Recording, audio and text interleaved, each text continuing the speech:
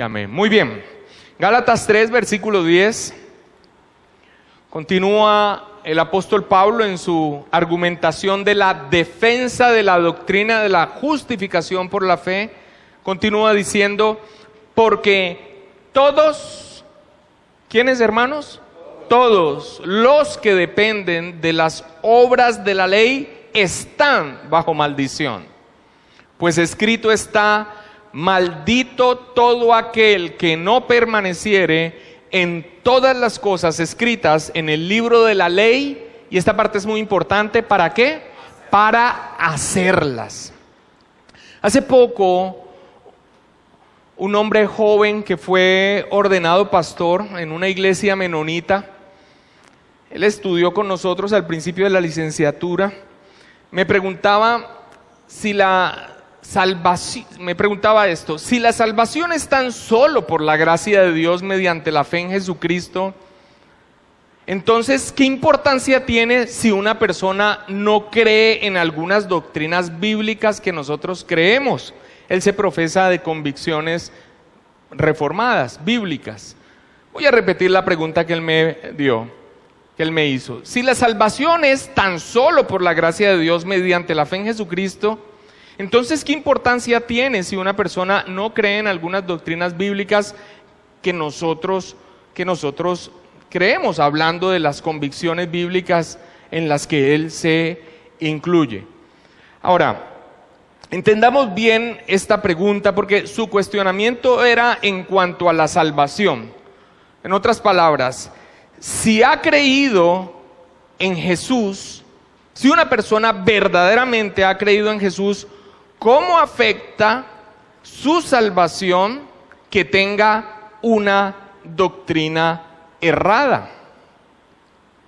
Si realmente esa persona ha creído en el Señor Jesucristo, ¿cómo afecta a su salvación que tenga una doctrina errada? Ahora, la respuesta que yo le di es que sin conocer realmente y de primera mano qué es lo que cree esa persona, de primera mano escuchar realmente qué es lo que profesa en su fe, qué es lo que cree, es aventurado e irresponsable dar una respuesta para que sea tomada con peso para hacer un juicio válido. Pues simplemente de oídas es irresponsable hacer un juicio. Pero si una persona niega doctrinas bíblicas fundamentales, importantes, y profesa doctrinas erróneas, pues ya queda una gran duda acerca de qué tipo de fe realmente tiene en Jesucristo.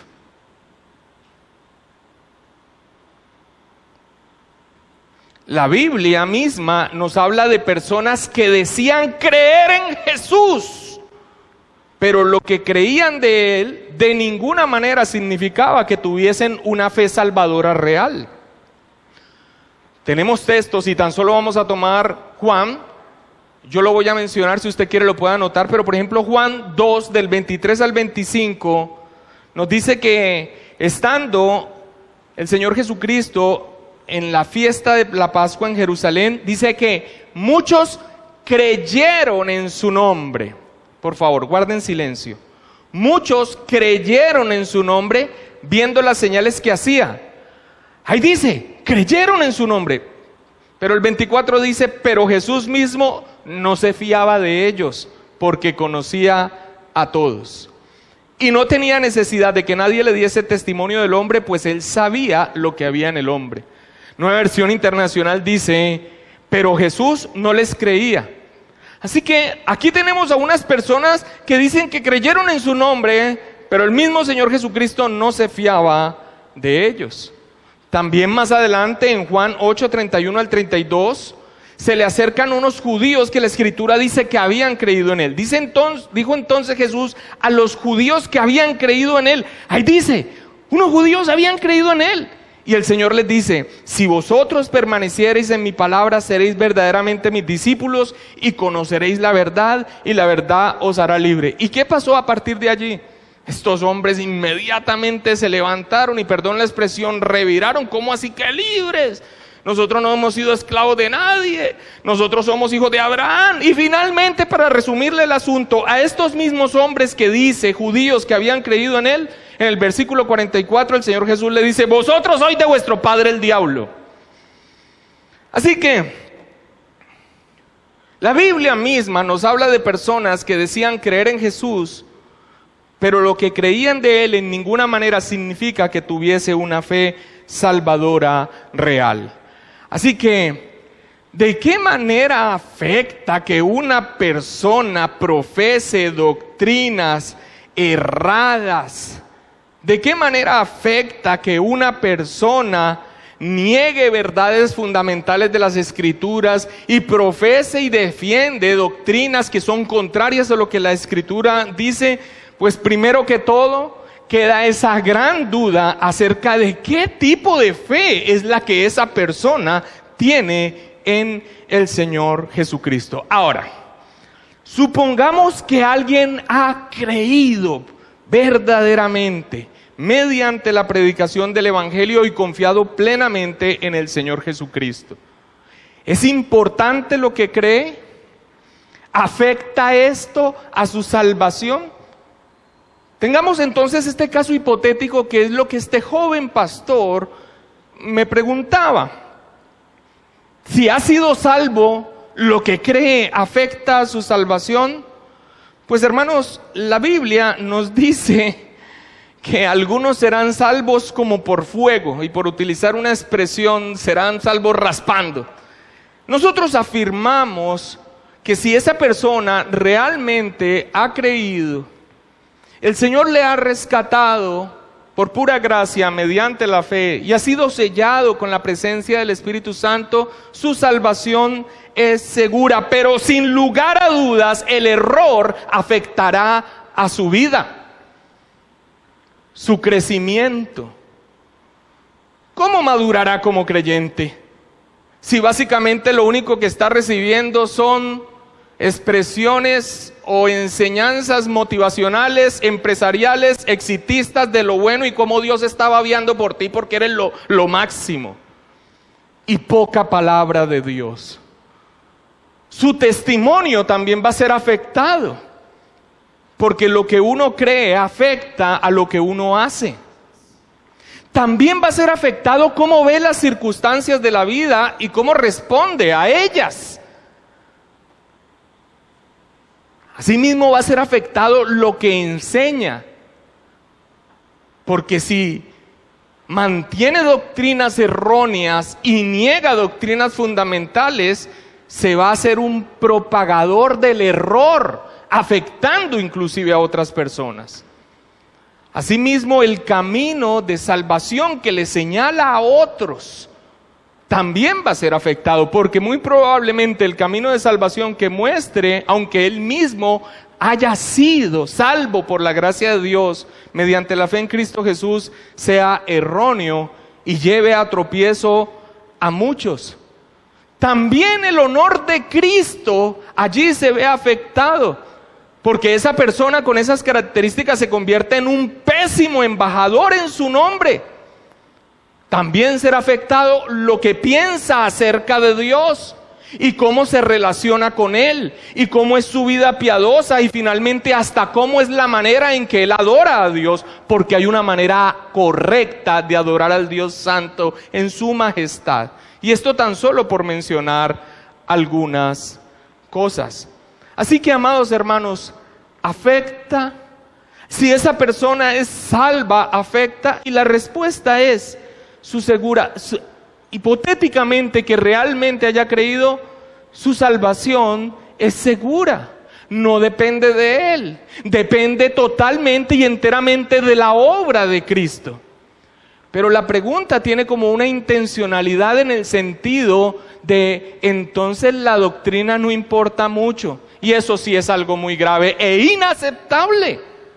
Porque todo el Nuevo Testamento vemos nosotros el énfasis de los apóstoles en que el pueblo del Señor conozca al Dios al cual adora, conozca su bendita palabra, crezca en el conocimiento de la verdad. y así sean afectados para cumplir el propósito por el cual fueron elegidos, ser a la imagen del Señor Jesucristo, mediante la acción del Espíritu Santo a través de la bendita palabra. ¿Por qué he contado toda esta introducción con respecto a la pregunta? Porque este es el caso de los Gálatas. En esta respuesta hipotética, ellos habían creído sinceramente al Evangelio. Hasta el final de la carta, Pablo los trata como a hermanos. En otras palabras, su salvación era segura.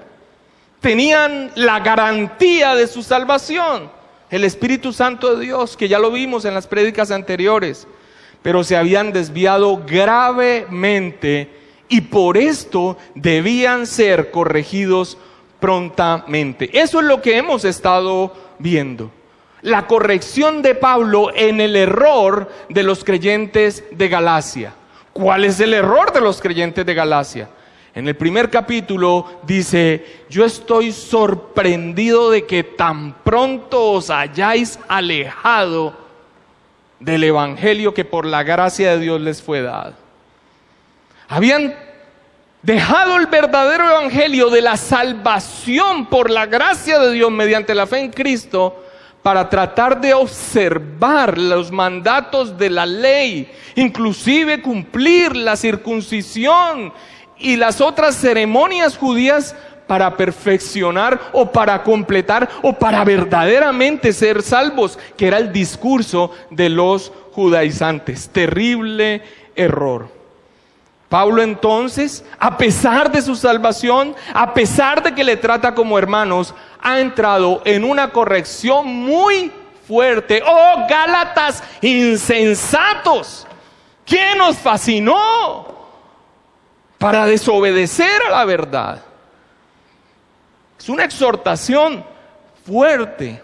Y aquí el apóstol Pablo está corrigiendo y hasta ahora ha hecho una defensa de la doctrina de la justificación de la fe con todo un arsenal de argumentos. El primero que vimos 2 sermones atrás fue el argumento personal, la propia experiencia de la salvación de los Gálatas. En el sermón anterior vimos la primera parte del argumento escritural, que la misma escritura sustenta la justificación por la fe de los gentiles, por la sola fe, sin las obras de la ley, trayendo el ejemplo del padre de la fe, Abraham.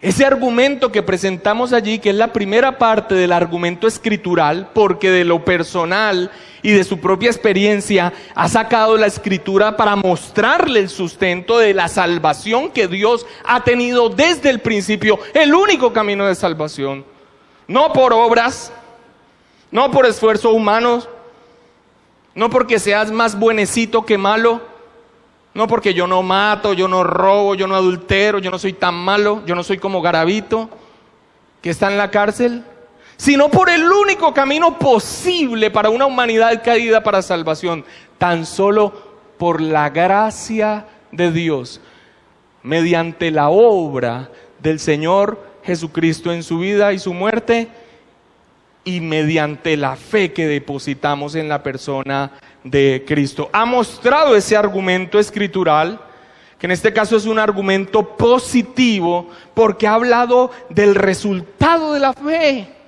que es ser bendecidos por Dios al ser justificados. Ahora, la segunda línea de ese argumento escritural es una línea de argumentación negativa. Lo que el esfuerzo en cumplir las obras de la ley no puede hacer. Así que Pablo, después de mostrar lo que puede hacer la fe, Pablo ahora muestra lo que las obras no pueden hacer, y lo hace ¿cómo? Con las benditas escrituras. Vayamos por favor al versículo 10 y denme un segundo por favor. Versículo 10.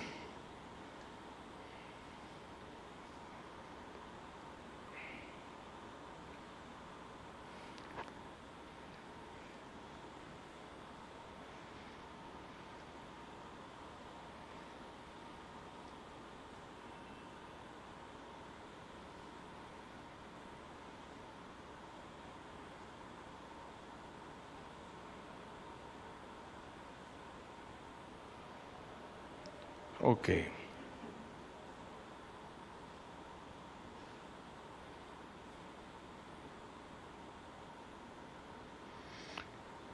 Perfecto. Dice, ¿qué es lo que vamos a ver? Ok. ¿Y qué es lo que vamos a ver en el versículo 10? La segunda parte de la argumentación escritural de la justificación por la fe, pero en este caso en un sentido negativo. En la primera parte he dicho el resultado de la fe y la bendición que se obtiene mediante la fe. Y ahora lo que va a mostrar es lo que las obras no logran hacer. En ese sentido es negativo. Muy bien, versículo 10. Porque todos los que dependen de las obras de la ley están como bajo maldición, pues escrito está. Están citando la escritura: maldito todo aquel que no permaneciere en todas las cosas escritas en el libro de la ley para hacerlas. Y aquí Pablo está haciendo un tremendo contraste, porque acaba de decir que los de la fe, en referencia a quiénes, aquellos que han creído y que dependen enteramente de aquel en el que han creído para salvación, que ellos son bendecidos por Dios junto con Abraham. Pero ahora declara malditos a todos los que dependen de las obras. Y todo esto lo hace citando las Escrituras. ¿Qué cita de las Escrituras? Maldito todo aquel que no permaneciera en todas las cosas escritas en el libro de la ley para hacerlas. Pablo está citando Deuteronomio 27, 26. Está citando las Escrituras para mostrarle a ellos la obligatoriedad de algo importante que yo quisiera que en esta noche quedara muy claro. Porque esto derrumba el pensamiento que es común, aún en aquellos que se profesan supuestamente cristianos. Y es la obligatoriedad del cumplimiento completo de la ley y la consecuencia de no hacerlo. La palabra del Señor, el carácter santo de Dios expresado en la ley moral de Dios, en los 10 mandamientos y en todo lo que ello deriva del consejo de Dios, exige un cumplimiento completo, no parcial. Y el texto que está citando Pablo también está mostrando la consecuencia de no hacerlo. Dice: malditos sois. ¿No se trata entonces de una especie de balanza celestial en donde se pone todo lo que tú vives, haces, piensas y sales finalmente aprobado porque pesa más lo bueno o lo menos malo que tú eres? Ese no es el parámetro que nos da las Escrituras y que está citando aquí Pablo. Maldito todo aquel que no permaneciere en todas las cosas escritas en el libro de la ley para hacerlas. No se trata de algunas cosas sí, pero yo fallo en otras que son menores. No se trata de yo creo que estas son las relevantes y las otras son cosillas. Eso posiblemente lo manejemos nosotros en el trato personal con nuestros pares. Pero recuerden que aquí el juez y a quien se le debe cuenta es un Dios que es santo, santo, santo y perfecto.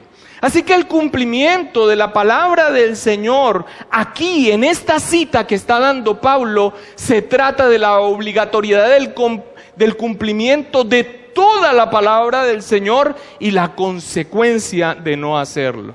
Warren Wiersbe comenta lo siguiente: esta ley de Dios no es una cafetería religiosa donde podemos escoger lo que nos guste. La palabra del Señor es muy clara en esto y quiero que vayamos al texto aunque lo conozcamos. Santiago capítulo 2 versículo 10. Dice Santiago 2:10: porque cualquiera que guardare ¿qué? Toda la ley, pero ofendiere en un punto, ¿qué pasa? se hace culpable de todos. No se trata de esa balanza que a veces está en nuestra mente. No se trata de una evaluación de parte de Dios, de viendo qué suma más y que de pronto qué suma un poco menos. No, el estándar de Dios no se puede bajar. Y la palabra del Señor, y es lo que está haciendo Pablo, dice: maldito todo el que no permaneciere en todas las cosas escritas en el libro de la ley, citando a la palabra para hacerlas. El hombre caído, todos los seres humanos, después de la caída de Adán, excepto el Señor Jesucristo, el hombre caído tiene una total incapacidad de cumplir los estándares de nuestro Dios santo. Como el Señor bien lo enseñó, en la correcta dimensión del carácter santo de la ley, el que se ufana de no ser homicida o no ser un adúltero, ya está calificado como asesino al enojarse con su hermano y decirle tonto.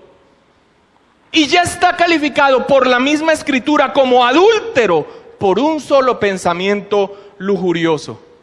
Hermanos, esto es lo que nos dice la Escritura y nos muestra la realidad de la humanidad caída y de cada uno de nosotros.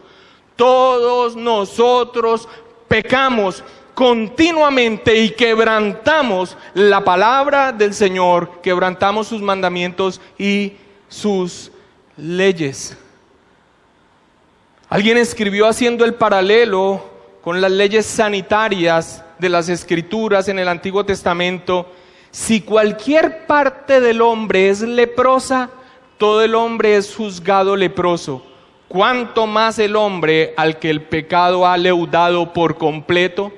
No se trata de que nos paremos tratando de calmar nuestras conciencias de manera nefasta por un camino de perdición, a tratar de convencernos de nosotros de que, pero yo soy más bueno que malo y Dios me va a entender y me va a abrir la puerta de los cielos. No es así con el carácter de Dios, que es santo, y su palabra lo deja registrado. Y esto es lo que el apóstol Pablo está haciendo. Ahora surge esta pregunta, y volviendo al contexto de lo que los judaizantes estaban haciendo con los gálatas y torciéndolos con esta doctrina errónea. ¿Sabían los judaizantes que el cumplimiento de la ley no se trataba de algo parcial o mayoritario, sino que era un cumplimiento en su totalidad? ¿Sabían esto los judaizantes? La respuesta es sí, porque ellos conocían las Escrituras. El pueblo judío es conocido como el guardián de las Escrituras.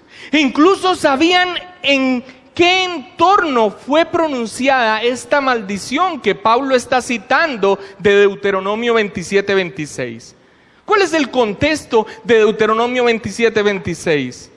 Al portas de que el pueblo tome la tierra prometida, ya habiendo pasado el Jordán en seco, una parte del pueblo se hace en el monte Gerizim, hay un pequeño valle y hay otras montañas al lado que es Ebal. Una parte del pueblo proclama las bendiciones de Dios para el pueblo si vivían consagrados para su gloria.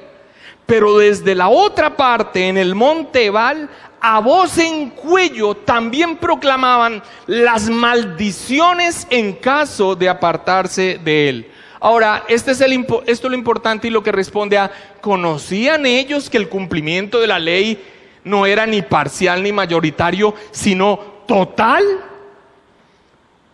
Ante las maldiciones que se proclamaban en Ebal para el que rompiera la ley de Dios, el pueblo debía decir amén, amén, que así sea, en respuesta a cada sentencia de maldición lanzada por la ley quebrantada.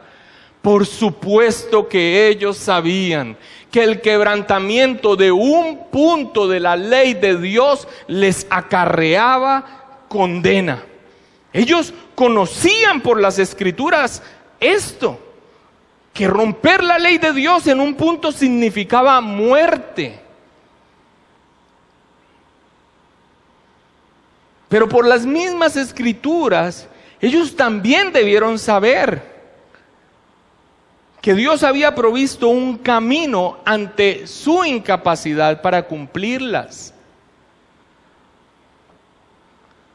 La ley misma, la ley de Dios que dice, maldito el que no cumpliere todas las palabras de la ley para hacerlas, esa misma ley, en esa misma ley Dios había establecido los sacrificios por el pecado, a causa de su pecado. ¿Y qué era esto para ellos? ¿O qué debió ser? Una evidencia de su incapacidad de cumplir la ley de Dios.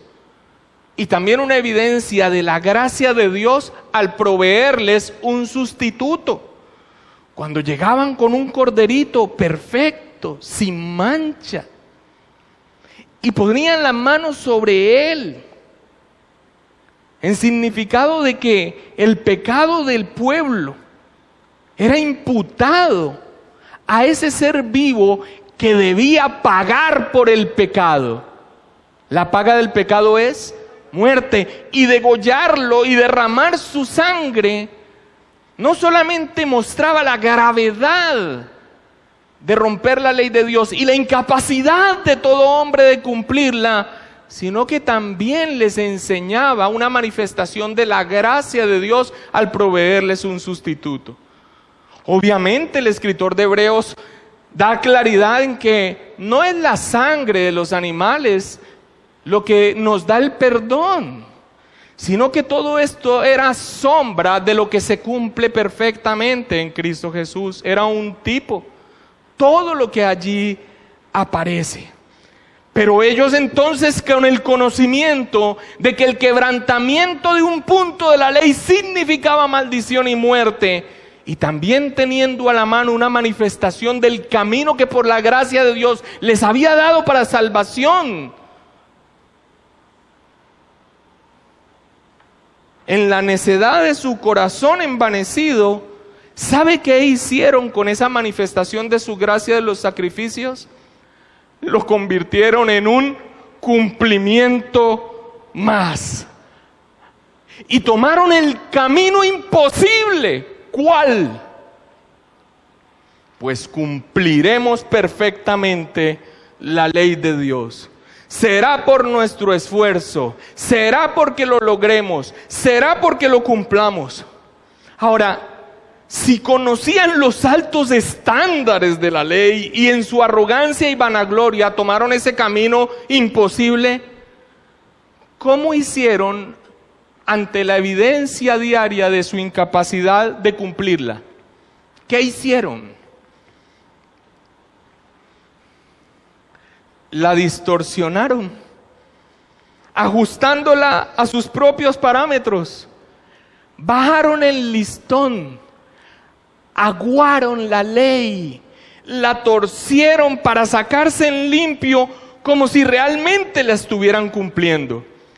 Mira lo que el apóstol Pablo dice hablando de los judíos que rechazaron el único medio para salvación, que es Cristo, en Romanos capítulo 10, versículo 2 al 4.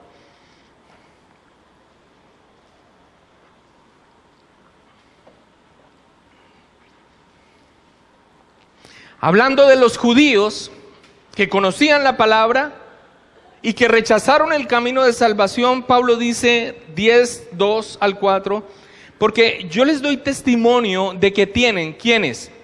Los judíos, tienen que celo de Dios, pero no conforme a ciencia. O sea, tienen un celo y su fundamento no es el conocimiento real, no es el conocimiento verdadero.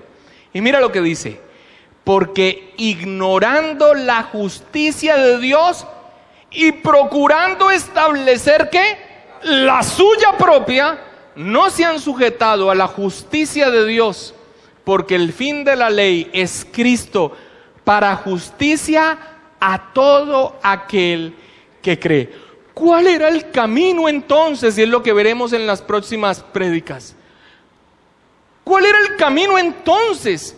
Si la Escritura, y como lo cita Pablo, dice, maldito todo aquel que no cumpliere todo lo que está escrito en el libro de la ley para hacerlo. ¿Qué debieron haber hecho ellos ante su incapacidad? Aceptar su condición, ir también a esa palabra que les mostraba un camino que era mediante la fe en Él y la confianza de que Él había dado en su gracia un camino para relacionarse con Él, por la muerte de un sustituto que apuntaba a Cristo, que debieron haber acudido a la gracia de Dios. Pero ¿qué hicieron? Arrogantemente y vanagloriosamente dijeron, cumpliremos. Hay una constante en el discurso de Moisés y de Josué, en donde les dice, miren lo que Dios les ha presentado, y ellos dicen, lo cumpliremos, lo cumpliremos. Y en sus últimas palabras, tanto Moisés como Josué les dice, ustedes no podrán cumplirla. Entonces, ¿para qué la dio? Y no me quiero adelantar porque esta es la argumentación de Pablo. Pero el punto es que la dio para que nosotros entendiéramos la condición en la que estamos y que no podemos cumplir los estándares de Dios para salvación. Porque los estándares de Dios para salvación no son parciales ni mayoritarios, sino totales para hacerlo. ¿Qué camino entonces tomaron si ellos lo sabían? Torcer la palabra de Dios, ajustarla, establecer su propia justicia, no sujetándose a la ley de Dios. ¿Saben por qué el fin de la ley es Cristo? Porque cuando la persona, por medio de la ley, entiende su condición y ve su necesidad de un Salvador, corre a Cristo, aquel que cumple plenamente la ley. Y ya entonces muere uno a la ley y a su poder de muerte sobre uno. Un juicio correcto, merecedores de condenación y de la ira de Dios. Ahora, ¿en qué sentido están bajo maldición todos aquellos que dependen de las obras de la ley? Porque es lo que está citando allí Pablo. Pues aquellos que creen que es mediante sus justicias propias, mediante su cumplimiento, jamás ven a Cristo como quien Él es, un Salvador. Es por esto que si usted cuando predica el Evangelio, lo predica como nos lo enseñaron tiempo atrás, aguado, humanista y centrándose en la persona, le dice a una persona en una condición en la que se encuentran todos los seres humanos sin Cristo. Cristo te ama. Muy probablemente la persona piense para sus adentros, sí, lo sé. Por supuesto que me ama. Un mensaje del Evangelio parcializado. ¿Cómo van a correr a un Salvador? ¿Cómo van a creer a Cristo como lo que Él es, un Salvador? ¿Salvador de qué?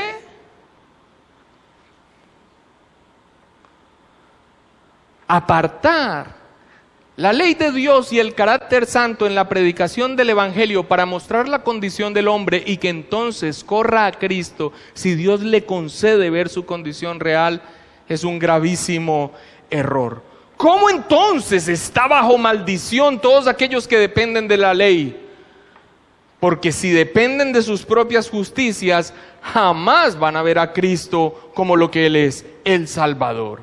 Y si no dependen enteramente, no parcialmente, no inicialmente, de Cristo para salvación, pues no han sido redimidos.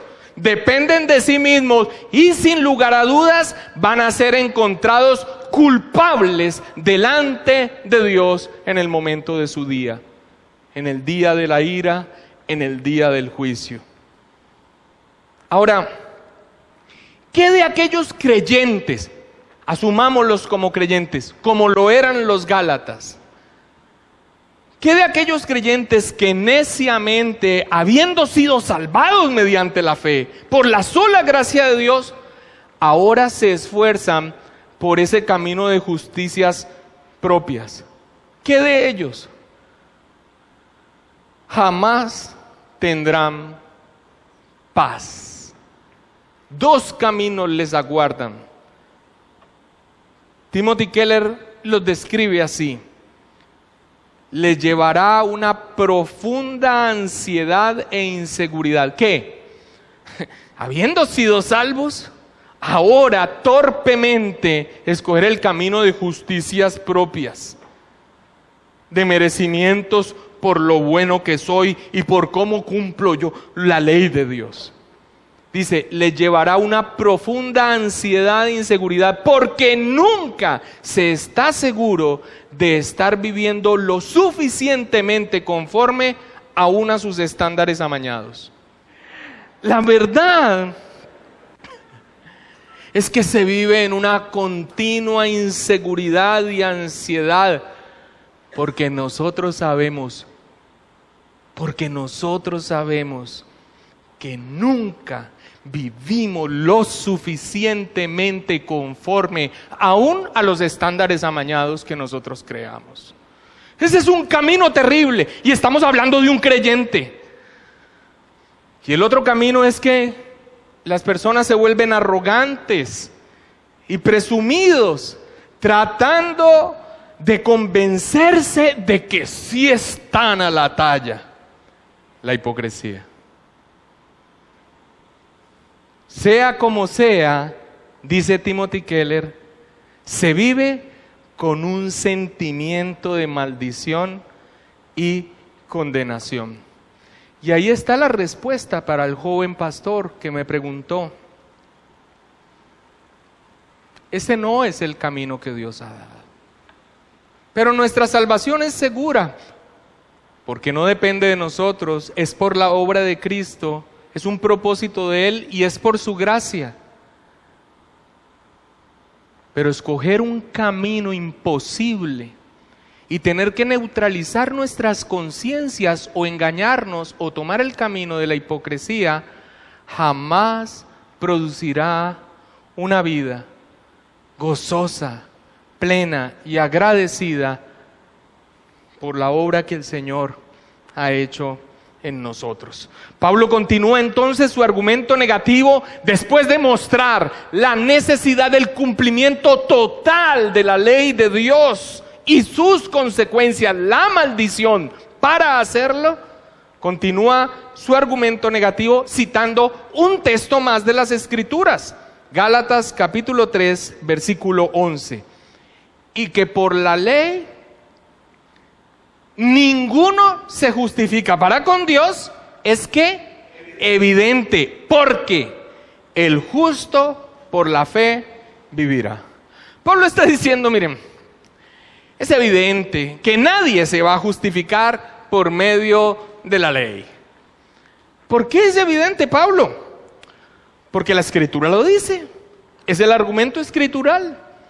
¿Qué dice la Escritura? El justo por la fe vivirá. Y está citando Habacuc, capítulo 2, versículo 4. Anótenlo allí. Así que ha presentado dos pasajes. El pasaje de Deuteronomio, ojo con esto. El pasaje de Deuteronomio prueba que la justificación no puede ser por la ley. Y el pasaje de Habacuc prueba que debe ser por fe. Esto es lo que está haciendo Pablo. Dos textos bíblicos de su escritura, del Antiguo Testamento. La justificación no puede ser por ley. ¿Por qué? Porque debe cumplirse ¿cómo? Completamente, perfectamente. ¿Y su incumplimiento qué tiene? Maldición. Pero la Escritura dice, el justo por la fe vivirá. El camino de la ley y el camino de la fe se excluyen mutuamente. John MacArthur escribe al respecto: vivir por la ley es vivir por el esfuerzo individual y lleva de manera inevitable al fracaso, la condenación y la muerte. Vivir por la fe es dar respuesta positiva a la gracia de Dios y conduce a la justificación y a la vida eterna. Así es, mis hermanos. Mira lo que dice Romanos 1:17 y Romanos 10:38 sobre el texto que se cita de Habacuc. Y alguien dijo lo siguiente, y voy a mencionárselos. Se los voy a mencionar porque es muy importante esta citación de los textos. Tanto Gálatas como Romanos como Hebreos, comenta alguien, muestra la importancia del camino de salvación manifestado en todas las Escrituras, por la gracia de Dios, mediante la fe, la justificación por la fe, en el Antiguo, Nuevo Testamento, toda la palabra, de tal manera que 3 cartas fueron inspiradas por el Espíritu Santo para afirmarle a la iglesia esta gloriosa verdad. Gálatas ya lo leímos, Romanos 1:17 dice, porque en el Evangelio la justicia de Dios se revela por fe y para fe, como está escrito, mas el justo por la fe vivirá. Y Hebreos 10:38 dice, mas el justo vivirá por fe, y si retrocediere no agradará a mi alma. Es por fe, no es por la ley. No es por el camino del hacer, porque el hacer debe ser a su totalidad y el hombre caído no lo puede hacer.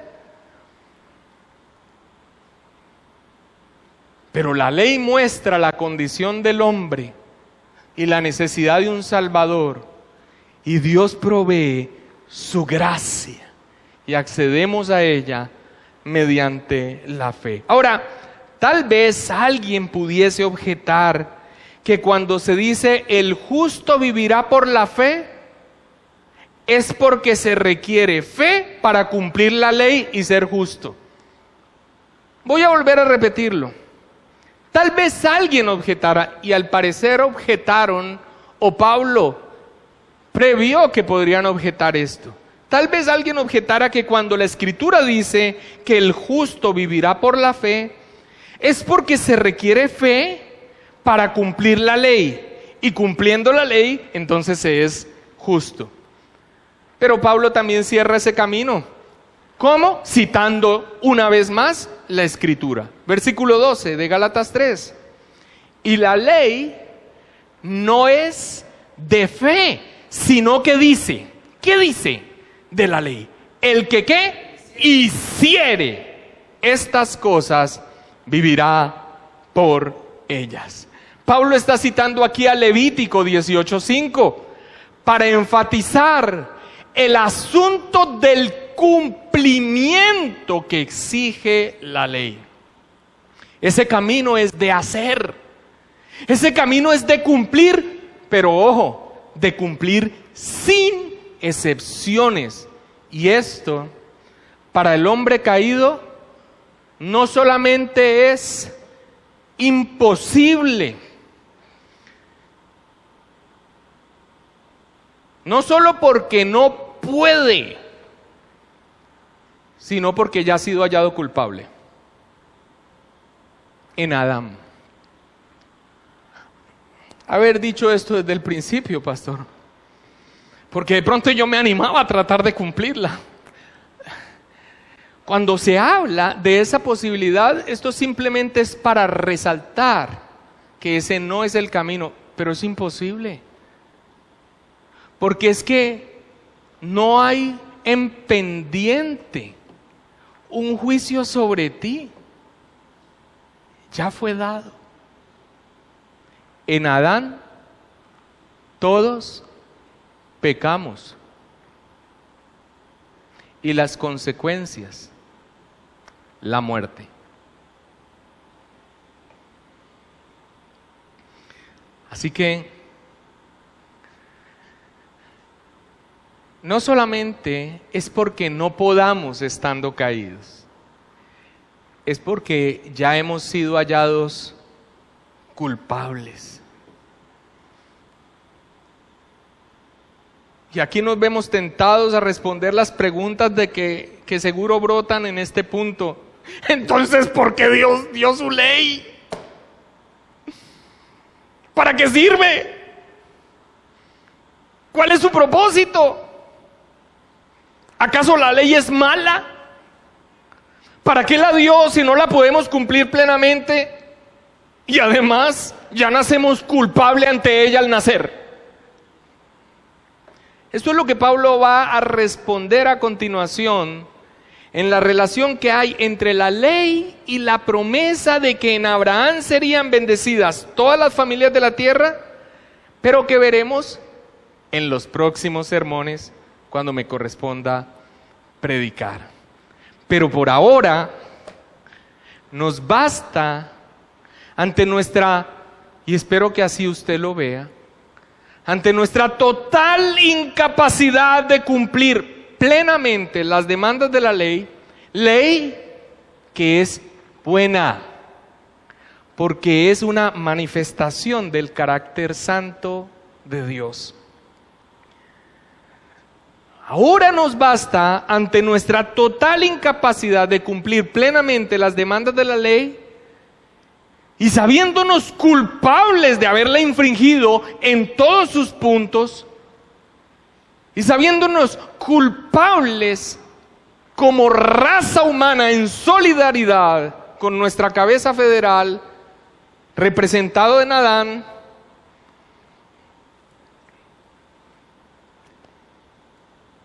sabiéndonos merecedores de todas las amenazas y maldiciones que en ella está, objeto de su condena, de su ira a causa del pecado, volver a las palabras con que el apóstol Pablo resume todo lo dicho aquí para irnos con paz.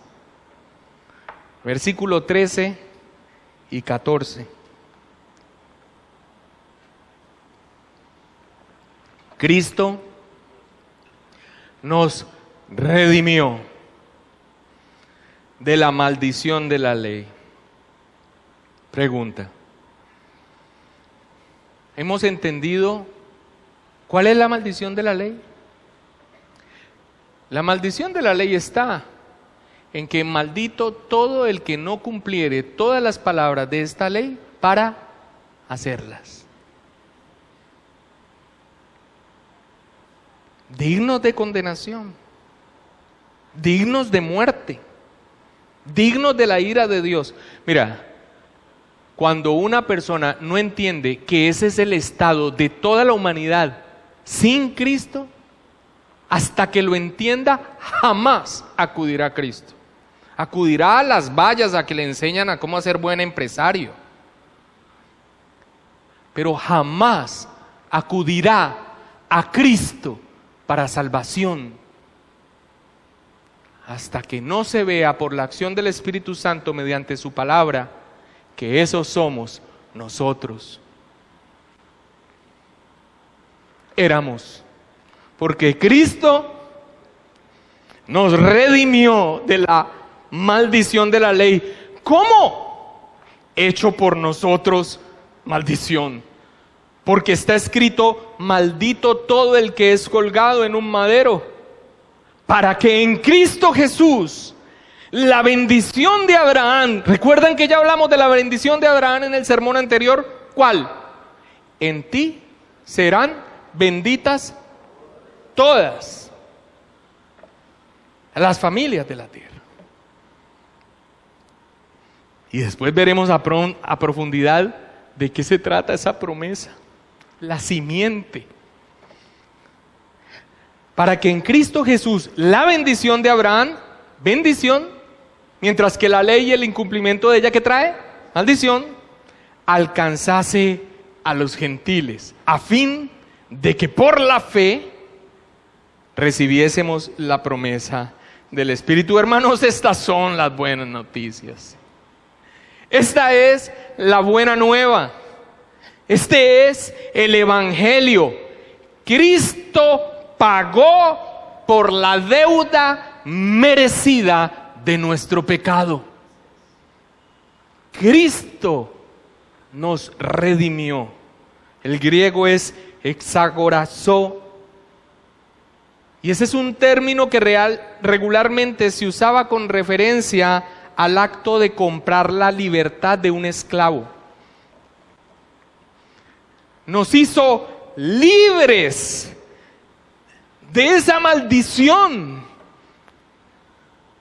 mediante un pago. La deuda era nuestra.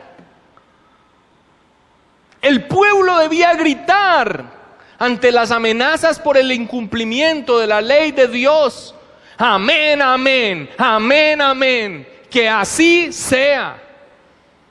Y la incumplimos. Nos hizo libres de esa maldición mediante un pago. Y Pablo aquí cita nuevamente la Escritura. Cita un texto de Deuteronomio 21:23, donde el culpable que era digno de morir era ejecutado y colgado en un madero. Por favor, vayamos a 2 Corintios 5:21. Para concluir, vamos a ver 3 textos. 2 Corintios 5:21 dice: al que no que... Muy bien, lo voy a leer en Nueva Versión Internacional porque su traducción es: da a menos confusión, o da a que no nos confundamos. Al que no cometió pecado alguno, ¿quién es? Cristo. Por nosotros, ¿quién? Dios lo trató como pecador, para que en él recibiéramos la justicia de Dios. Nos redimió, un pago. Primera de Pedro 2:24.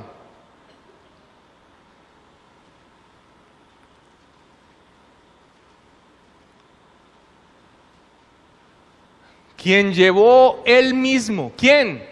Cristo, nuestros pecados en su cuerpo sobre el madero, para que nosotros, estando muertos a los pecados, vivamos a la justicia, y por cuya herida fuisteis sanados. De la llaga terrible, del pecado. Y Apocalipsis 5:9